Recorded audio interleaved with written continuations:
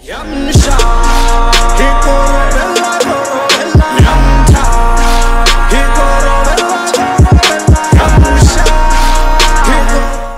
what's up? Welcome back. It feels like it's a whole new year. I haven't had one of these sit downs in a minute. But you know, to continue, I wanted to speak to people that I think are very important voices in the culture right now, but also in terms of expression, multiple views of expression in the culture as well. PdotO. Yes, ma'am. He's about to drop his album Under the Sun. We'll get there. Bonafide. He's about to drop his single Inkululeko. We'll get there. Yeah. How are you guys doing? Oh, we're good. We're good. Yeah. Sweet. So this is like 0.5% of the cost of Freedom the Musical. Yo. And this is part of the reason, the biggest reason why I brought them onto this couch, is to chat about Freedom the Musical. Unfortunately, I cannot have like more of the cast with me. It would be great to do that. Perhaps we should do it, but you know, we'll get there. PdotO plays Flex in Freedom the Musical. This is true. A rapist. We'll get there. Wow. That's the only way to explain it. Wow, yo, just like that, just Straight to it. yeah. Okay, so he doesn't play a rapist, but he kind of plays himself. No. Ish. Not the rape part, like the musician part. I think the most that's the only thing we have in common. Yeah, with valid each other. points, That yeah. he's a musician. Well, he's an artist. I'm an artist. Yeah. But it ends there. Like, Yeah. Okay. Valid points. Yeah.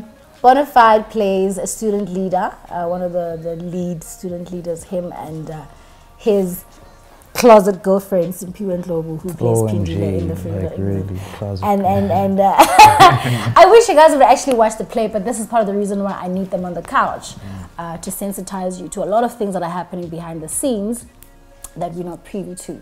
We go to these big shows, we shoot our music videos, there's so much we do in hip-hop, but like there's some of these little important things that we always miss, and I wanted to highlight Freedom the Musical.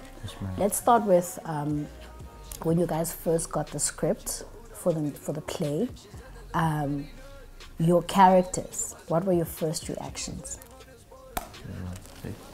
I think it was different for me because I helped build the script. Yeah. So we've been So working. had you already always known your role, or did it happen because you did the music? No, we kept on changing it right till the last minute. Okay. I was actually supposed to play Flex. And he was supposed to play the student leader. Sure, okay. And then this guy, he had to do like 6 songs, and even the first one was kicking his ass because I pitch high. Yeah. So like it got hard, but actually worked out better because he's actually a seasoned actor, right?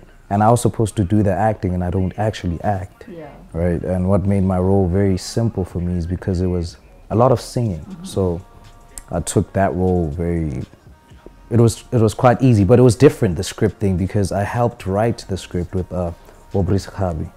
And for 2 years, we've been amending and amending. We're still actually amending it. Yeah. So I think it's always going to be different for me. I barely read the thing. I just knew what I had to do. That's powerful. And you? Like you said, I was actually supposed to. I remember the character was Musa at the first. Yeah. Yeah, and then they changed the character name. I actually came up with the name Flex because the director actually wanted us. He was cool with us just using our names.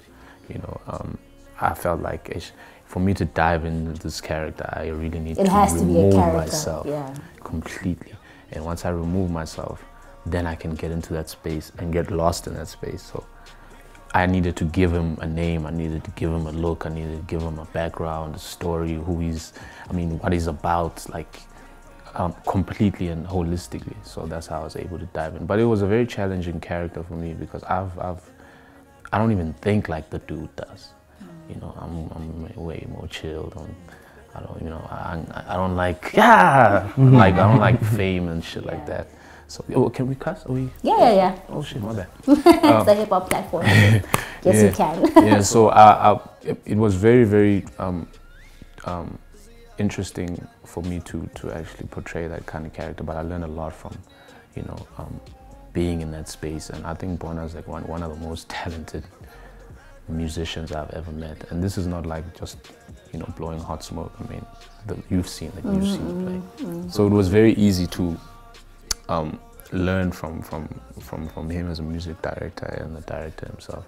It was great, man. It was a great experience. Was this your first big play? Because I know you are like a professional actor, but Yes, like, have you done stage before? Yes, ma'am, I have. Okay. I've done, but I think not of this magnitude. I've never done a play of this magnitude before. This is definitely the biggest I've been involved, and I'm proud to say that. You know, I can't wait for it to come back, man. Me too. And yourself? I mean, you've been working with PdotO for like you said 2 years. Mm-hmm.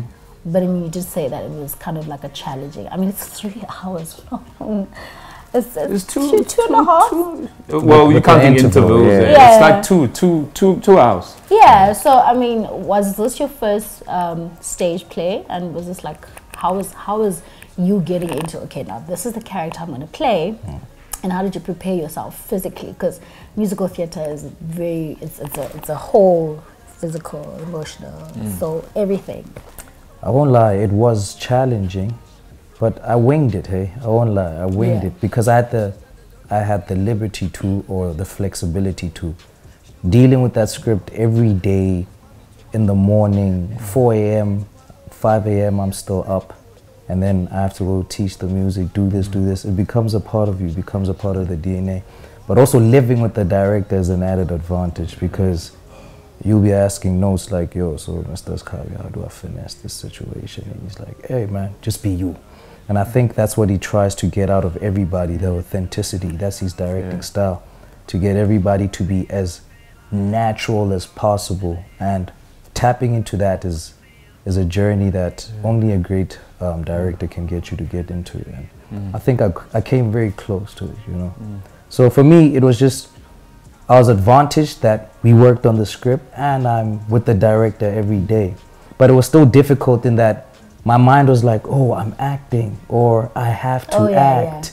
You know, I don't know how to act, so I was very self-conscious. But when I got on the stage, it was beautiful because it's like, it's just, you get taken away. It's like you're in a trance. You like dissolve and like nothing else exists. You don't even see the people. You're like totally in it, so that helped. The whole music that you wrote set the whole tone for the play. I don't think the play would have been what it is and how, you know, the messages would have come through the way they do without the music. How do you even begin to piece together so many elements? There's cries for help, there's rage, there's heartbreak, there's courage. There's just so many things that represents the student movement of Fees Must Fall. You know, the situations of rape going on deaf ears, the situation of xenophobia. How do you begin to piece together so many elements and such a strong score for this play? I think I can't take the full credit. It has to do with collaborating. Well, I did compose the music and write the music, but literally for 2 years, every morning, I'm talking to this guy, like the director, at 4 a.m. So he'll give me briefs. The first brief was like student protest. Second brief was like, watch the news. You know, so it's those little subtle hints like, okay, I'm watching the news and I'm seeing, and I'm having real emotions. I'm angry at the situation. You know, I'm pissed at what's going on. So you just need someone to direct you and guide you. So I can't take that credit. Without that guidance, we might not have had the score that we have now.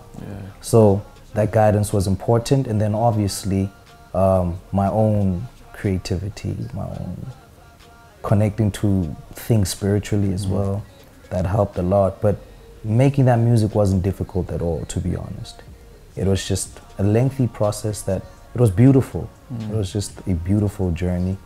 And you see things happen all around you. It's just about, it's either you got it or you don't, you know? It's really either you got it or you don't. And fortunately, the crowd validated that we got it.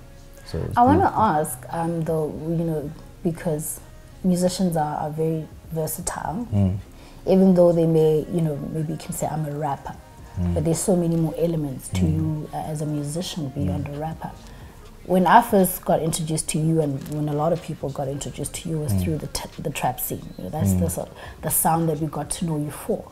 Are you saying that, you know, one, are you going to show us a new or a different side of yourself? Particularly speaking about your new single Inguleko that's about to come out.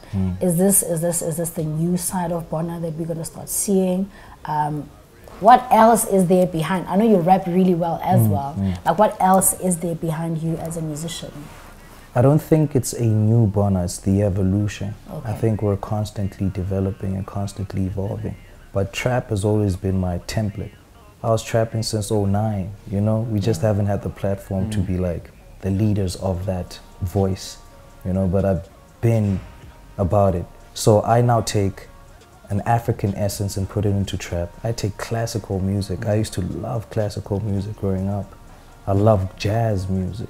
You know, I listen to all those things and I infuse them and it just creates something else. So I have that. I have plenty of that. I have plenty of infusions. It's called New Age music. Yeah. It's my music. Yeah. You know what I mean? So I got a lot of New Age music coming through. And now venturing into spaces like freedom, it helped me to decolonize myself and conscientize myself. You know, so now that I'm conscious, I'm more dangerous because now I could trap and people will love it in the club, but when you listen to the messages, like the revolution will be televised. You know, like it's like, yo, whoa, what's happening here? But it sounds nice. We know how to make it sound saucy, but we know what we're doing too. So there's a whole lot of that. I just want to shed light, really. I like that template. P, Crazy. what were some of the most challenging things for you being part of the play? Bona mentioned that, you know, in terms of you having to play the original student leader, that length of singing or the length of stage time you had was a bit of a challenge for you. But that flipping into the Flex character, what were some of the challenging things for you? Well, I can't sing like dude, man. You know, I can hold a note. Yeah. I can't really sing. Flex didn't sing. I don't. No, I mean, like, given that we had to swap characters, you know, so that just knocked me out, you know. But with the Flex character, I'm not a trapper. You know, I'm an introspective poet. So the character in itself is he's a trapper, he's a superstar guy, he's flashy, you know what I mean? So it was very, like I said, I had to lose myself and take myself out completely for me to be able to dive into this character and give him life. Because if I had put PdotO there, it wouldn't work. If I had put any elements of PdotO, it wouldn't work because it's completely different people. So I had to, that was a challenge in itself because I literally had to go home. I'd take an hour or whatever. Every time I'm home, I'd take an hour. I listen to the music, I listen to what he's saying, I listen to the lyrics, and I just dive into the character, and it helped a lot. It helped a lot, especially the songs that he sang. It helped a lot. This guy's perspective, how he thinks. The revolution ain't a real thing. Yeah. I swear, you know what I mean? I swear this fighting is for nothing. He doesn't, that just let me know his mental space, where he's at. He doesn't care about what his girl is trying to do, and you know what I mean. He's not enlightened in that way. He's just trying to get his money and get the fuck out, you know, and just, you know, and keep shining. So it was easy for me to easier for me to dive into the character, given that the music helped. It was a great source for me to draw from. Yeah. Being rappers, both of you, I'm just going to throw you with any title that comes to head, by the way, both of you. Being rappers, or rather being part of the hip-hop community. When I first, I'll tell you about when I first bumped into the poster for the play. I was like, word, P, Chad, Bona, what? Okay, we're going. But I mean, do you feel like the hip-hop community has a long way to go in terms of supporting each other, especially out of the pop culture element that we live in? You know, there's a certain way that the hip hop culture does things. We know we do the shows, we do the club thing, we do the, you know, the everyday thing, the usual stuff that we do. Do you feel like the hip hop culture or the community has a long way to go in terms of jumping onto something like this? I feel like this is something that we all should have been like, yo, go check out P in theater, go check out Bona in theater, go check out Chad in theater. What do you guys think about the reception that the hip-hop community had to you guys being in the play? Well, with the rappers that came through, they loved it, man. Shout out to Pretty Ugly, shout out to Blacklist, shout out Rouge, She was like there for like, I don't know how many times she watched the show. It was crazy, you know. So there were those, you know, within our culture, within our community that came through and showed love. But like I said, rap is an ego thing, man. Rap is not like jazz or house. You know, house DJs can support each other and they rally behind each other. And just with rap, there's always egos. You know, like, yo, I'm nicer than this dude or whatever. So that thing, that atmosphere will always remain there for some reason. But those that really wanted to come support, they came through. They showed love. So that's what matters, I think. Yeah. Yeah. I think people came out, but the mentality of we as a people, and not just the rap community, is we see something and we disengage instantly. It's like, nice, and then move on with your regular life. So I think people in general, black people, should come out to their theaters and watch Black Told Stories.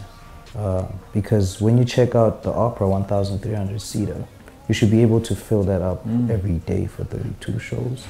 But our people don't come out, you know what I'm saying? I've watched white productions, well attended. You know, they sell out in like days. So I think it's just the entire mindset of our people. We have to probably incentivize them more than we think we should, or they just need to change their mindsets. But either way, there's just that disconnect. Broadcast live